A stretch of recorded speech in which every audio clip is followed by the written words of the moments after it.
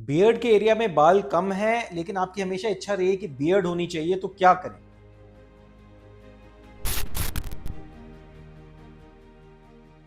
क्या आपने beard hair transplant के बारे में सुना और जाना है? अगले 2 से 3 मिनट में समझाता हूं कि बियर्ड हेयर ट्रांसप्लांट को अच्छा कैसे बना सकें, और अगर फेस पे ये बाल नहीं है तो किस तरह हम इसको ठीक कर सकते हैं।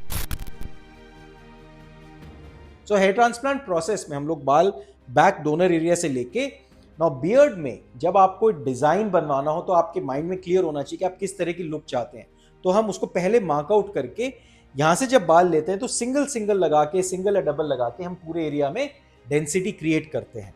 औसतन 9 से 10,000 बाल, 4-4,500 ग्राफ्ट हमें चाहिए होते हैं इस पूरे एरिया को कवर करने के लिए। इस एरिया में नहीं लगा सकते, इतने बाल होते नहीं है। सो इधर से स्टार्ट करते हुए साइड बर्न्स बनाते हुए ये पूरा चिन तक आ जाता है। मुस्टैच अगर बनानी है तो उसमें और एक्स्ट्रा बाल चाहिए होते हैं। ये एरिया बहुत बड़ा है, इजीली 2 से 2,500 ग्राफ्ट तो इतने में लग जाते हैं, और 2 से 2,500 इतने, तो कई बार 5,000 ग्राफ्ट तक की जरूरत पड़ जाती है बियर्ड बनाने के लिए। ना बियर्ड में मोस्ट इंपॉर्टेंट हमें एफयूई टेक्निक को थोड़ा सा रिड्यूस करना है, और अगर एफयूई से कर रहे हैं तो ग्राफ्ट्स को ट्रिम करना जरूरी है, वरना कॉबल स्टोनिंग हो जाती है। याद रखिए, एफयूटी के लगाए हुए ग्राफ्ट में कॉबल स्टोनिंग नहीं होती। एफयूई अगर आपने ठीक से प्रोसेसिंग नहीं करी तो कॉबल स्टोनिंग होने के चांसेस ज्यादा है।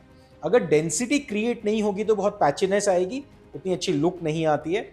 तो एक अच्छी बियर्ड, अच्छी डेंसिटी के लिए हमको लगभग लगभग 9 से 10,000 बाल लगाने पड़ते हैं, जो कि ईजिली हम डोनर एरिया से ले सकते हैं। एक चीज और याद रखें, अगर आप सिर्फ एफयूई से कराएंगे पूरी बियर्ड तो 5-7 साल में आपके 30 से 40% बाल गिर जाएंगे, क्योंकि वो नॉन परमानेंट जोन से लिए हुए।